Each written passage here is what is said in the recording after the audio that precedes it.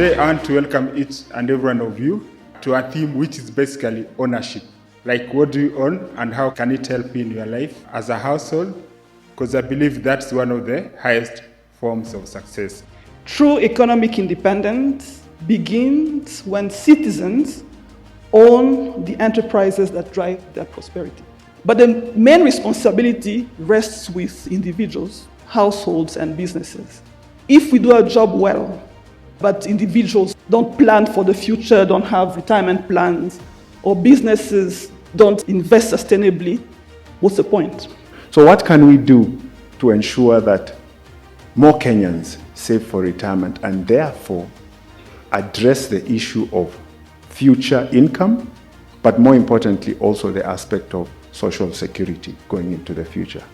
If we don't do anything about it, then we are going to have to be the ones to cater for the many who are not preparing for their retirement. Wealth doesn't emerge from that single decision that you make. It comes from those small, disciplined, very consistent decisions that you keep doing time again. So, the mind shift is this. If you already have the discipline to save, then you're already halfway to owning an income-producing property. Those who understand this are the ones who build real wealth. And so therefore, your savings, your liquidity is extremely important because it helps you conserve your equity, it helps you to conserve your shareholding, and you can be able to drive the business in a much better shape.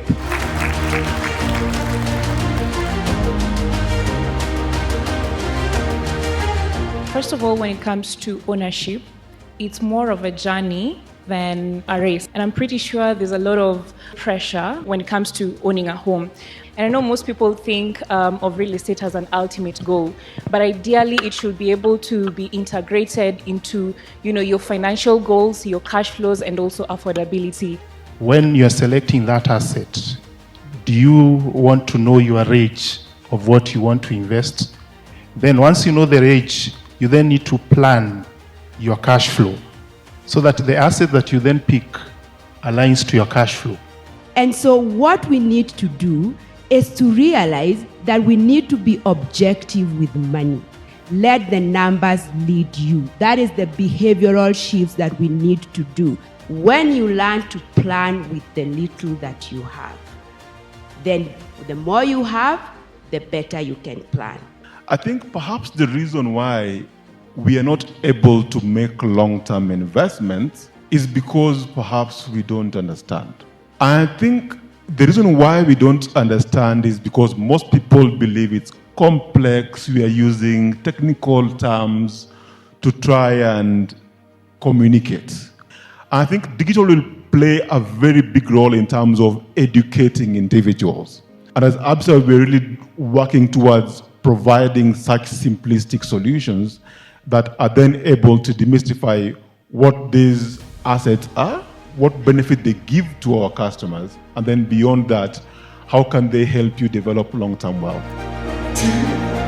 Ladies and gentlemen, I appreciate that moment. Round of applause, please. Let's appreciate that moment. There you go. We're here today to launch these two global funds that we've been working on for a year now.